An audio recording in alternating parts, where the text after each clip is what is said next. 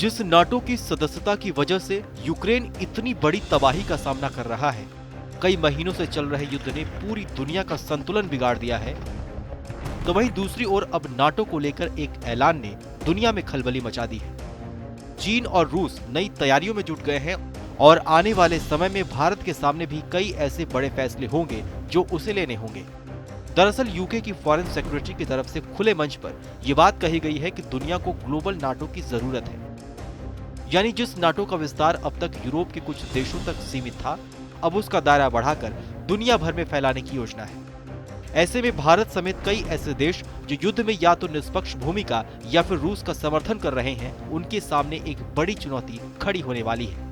इस ऐलान के बाद चीन, रूस समेत कई देशों में बड़ी हलचल है और अब चीन ने तो अपने उस ऐलान पर तेजी से काम करना भी शुरू कर दिया है, जिसमें कहा गया था कि चीन क्वाड समेत सभी अमेरिका समर्थित समूहों को काउंटर करने के लिए एक ग्रुप का निर्माण करेगा।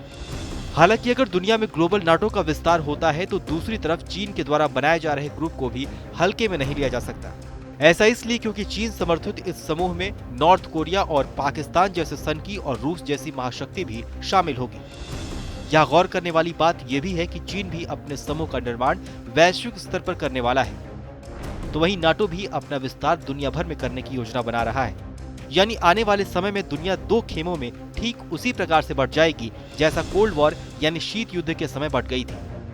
आपको बता दें कि इस वक्त रूस और यूक्रेन युद्ध को दुनिया में दूसरे शीत युद्ध की शुरुआत भी माना जा रहा है। रूस यूक्रेन युद्ध और ग्लोबल नाटो की चर्चा के बीच यहाँ आपको अमेरिका की रणनीति भी समझनी होगी। दरअसल अमेरिका और नाटो देशों के इस इनिशिएटिव के पीछे का सबसे बड़ा मकसद है एशिया में उन देशों को संरक्षण देना, या यूं कहें कि उनको चीन के अतिक्रमण से बचाना। पाकिस्तान, श्रीलंका, ताइवान जैसे कई देशों को चीन की दमनकारी नीतियों से बचाना। हालांकि जानकार ये भी मानते हैं कि नाटो को काउंटर करना इतना आसान भी नहीं होगा, क्योंकि 30 देशों के समूह वाले इस ग्रुप में अब फिनलैंड और स्वीडन भी अपनी सदस्यता को लेकर तेजी से आगे बढ़ रहे हैं।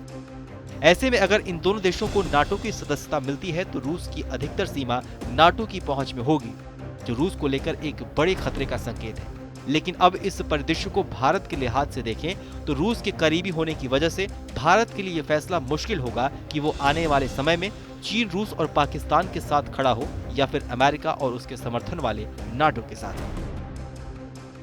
बहरहाल हमारी इस खबर को लेकर आपकी क्या राय है, हमें कमेंट सेक्शन में लिखकर जरूर बताइए। बाकी देश और दुनिया की तमाम बड़ी खबरों के लिए देखते रहिए TV9 भारतवर्ष।